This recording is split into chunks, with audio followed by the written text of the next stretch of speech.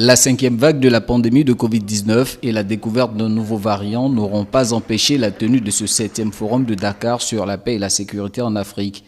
4 chefs d'État présents aux côtés de centaines de participants pour évoquer les menaces à la stabilité des pays du continent. Et il y a urgence à agir face à des phénomènes tels que la multiplication des changements anticonstitutionnels, l'expansion du terrorisme et la recrudescence des conflits armés.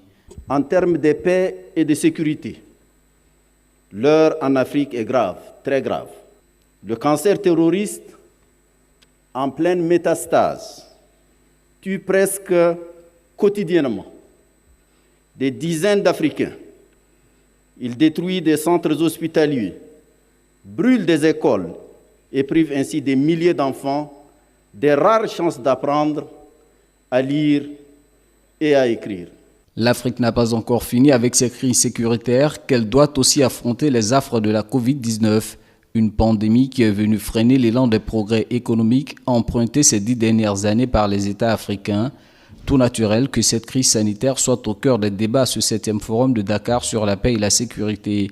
Il s'agira pour les participants d'examiner les voies de résilience et surtout d'accorder une attention particulière à la question de l'accès aux vaccins.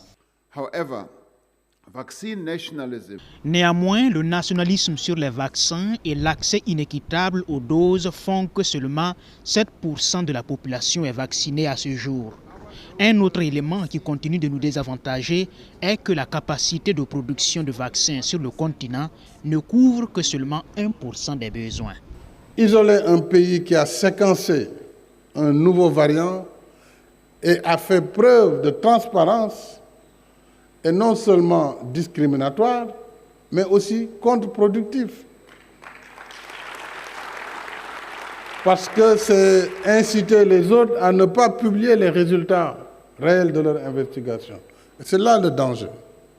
Donc il faut que nous continuions à travailler ensemble dans la solidarité. Cette pandémie qui frappe tous nos pays doit nous rassembler sur le front solidaire de la riposte au lieu d'ajouter un nouveau clivage entre pays riches et pays pauvres.